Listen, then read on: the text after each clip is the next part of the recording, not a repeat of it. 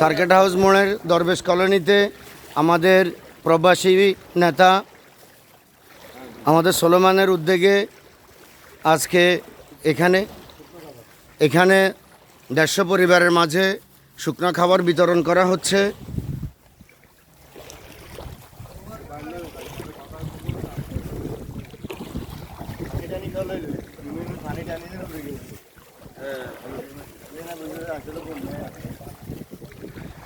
এখানে বন্যার পরিস্থিতি ভয়াবহ, কোমরের উপর পর্যন্ত পানিবন্দী মানুষকে আমাদের বিএনপির প্রবাসী নেতা আমাদের সোলেমানের উদ্যোগে 150 পরিবারের মাঝে আজকে কিছু শুকনা খাবার বিতরণ কর্মসূচি চলতেছে।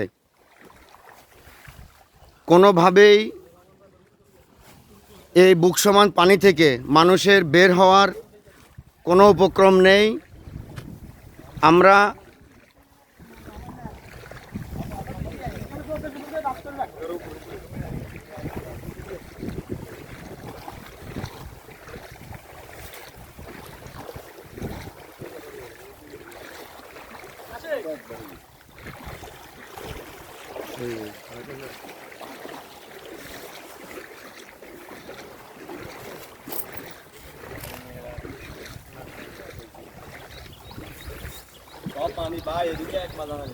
এদিকে তো পানি পুরা মাথা টাথা ডুবে যায়।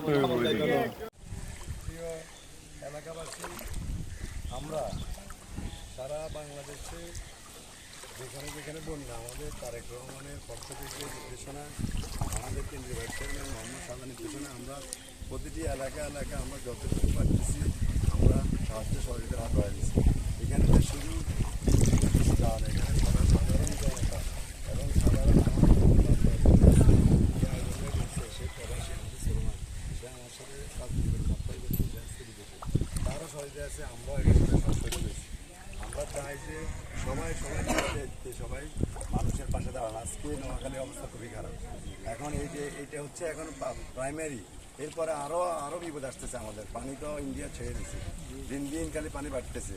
আমরা চাই সবাই যে পারো সবাই সুন্দরভাবে শান্তি শৃঙ্খলাভাবে কীভাবে মানুষের উপকার করা যায় সবাই যেন এইভাবে কাজ করে। আমরা এখন আপনাদের এই বাড়িতে আপনাদের যে আমরা লিস্ট করছি, আমরা লিস্টটা আপনাদের কাছে আছে। আপনারা যেহেতু গাড়িও এখানে যাওয়া যাবে না, আপনারা আপনাদের কয়েকজন দায়িত্ব নিয়ে এটা প্রতিটি ঘরে ঘরে পৌঁছে দিবেন। এটা আপনাদের দায়িত্ব। আমরা আপনাদেরকে দায়িত্ব দিয়ে দিচ্ছি, আপনারা আপনাদের দায়িত্ব সুষ্ঠু বন্ধ করে যদি কোনো সমস্যা হট পড়ে কিছু কারণ থেকে আমাদের অনুরোধ করবেন, আমি ইনশাআল্লাহ যাচ্ছি। এরপরও আপনাদের কোনো যদি কোনো ব্যাপার দরকার হয় আপনারা আমার সাথে আলাপ করবেন, ঠিক আছে? এটা সবাইকে ধন্যবাদ। আপনারা সুন্দরভাবে